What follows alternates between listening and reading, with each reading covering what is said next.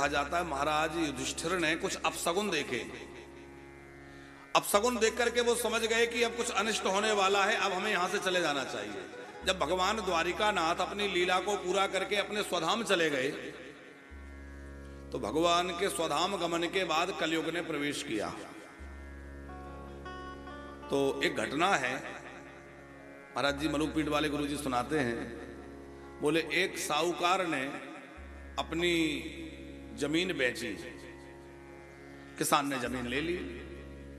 अब किसान ने जमीन खरीदी, उसने उसमें हल चलाया, उसकी खुदाई की, तो उसमें सोने चांदी से भरा हुआ एक बड़ा घड़ा, बड़ा भारी, वो मिला। किसान ने मन में विचार किया कि मैंने तो भूमि क्रय की है, जमीन खरीदी है, पर इसके अंदर जो धन है वो मेरा नहीं है, चूंकि इनके कोई पूर्वजों ने रखा होगा तो इस पर इनका अधिकार है। तो वो वहां से निकाला और साहूकार को देने गए। बोले ये आपकी भूमि में निकला है। साहूकार ने विचार किया कि मैं तो जमीन बेच चुका हूं, भूमि दे दी, अब उसमें जो कुछ भी निकले, चाहे फसल निकले, चाहे सोना चांदी उसमें से निकले, चाहे जो निकले, जिसने भूमि ले ली उसका है भाई, मेरा नहीं है, तुम रखो। वो उस समय द्वापर युग था। साहूकार कह रहा है मेरा नहीं है, तुम ले जाओ, और वो किसान कह रहा है मैंने तो भूमि खरीदी है, मैंने ये सब नहीं खरीदा, ये तुम्हारा है, तुम संभालो। दोनों ही उसको लेकर के युधिष्ठिर के पास गए। युधिष्ठिर ने विचार किया क्या करना चाहिए। बोले अभी इसको राज खजाने में रखवा दो, बाद में इस पर विचार किया जाएगा। तो राज खजाने में रखवा दिया। थोड़े दिन के बाद क्या हुआ कि भगवान जब स्वधाम चले गए, कलयुग का प्रवेश हुआ, तो वो दोनों की बुद्धि बिगड़ गई। किसान ने मन में सोचा कि कितना पागल हूं, अरे मेरी भूमि में निकला तो मेरा हुआ, तो मैं जाकर के और युधिष्ठिर जी से प्रार्थना करूं कि वो घड़ा मेरा सोने का मुझे दे दो। उधर उस साहूकार के मन में भी विचार आया कि अरे मेरे पूर्वज रख कर गए होंगे तो मेरा ही तो है, अधिकार तो मेरा होना चाहिए, मैं जाकर ले आऊं। दोनों पहुंच गए युधिष्ठिर के पास कि वो हमें दे दो। युधिष्ठिर जी ने विचार किया, समझ गए कि ये कलयुग का प्रभाव है, कलयुग आ गया है, इसलिए कलयुग आने वाला है, उसी का दुष्प्रभाव है। भगवान स्वधाम चले गए।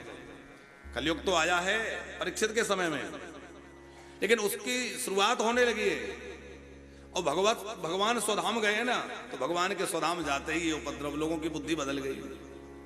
अब दोनों झगड़ रहे हैं कि हमारा है, वो कह रहा है हमारा है। युधिष्ठिर जी ने विचार किया क्या करना चाहिए। साहूकार के एक बेटा था, किसान के बेटी थी, किसान से कहा कि तुम अपनी बेटी इनको ब्याह दो और ये धन का घड़ा जो है दहेज में दे दो, पहले तो विवाह में जितना धन लगे खर्च कर दो, बाद में ये धन जो है दहेज में दे देना, तो वो साहूकार के पास पहुंच जाएगा। उसी तरह उसका निर्णय किया गया। उसी समय महाराज युधिष्ठिर ने एक और चीज देखी, ये जो मक्खियां उड़ती है ना, ये मक्खियां पहले युगों में नहीं हुआ करती थी, कलयुग में ही ये मक्खी, कलयुग का ही एक स्वरूप ये मान लीजिए। कैसे?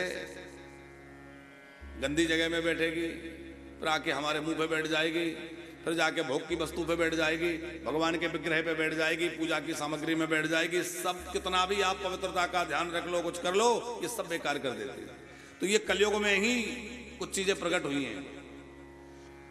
तो युधिष्ठिर जी महाराज समझ गए कि अब हमें सत्ता का लालच त्याग करके और स्वर्ग की यात्रा करनी चाहिए।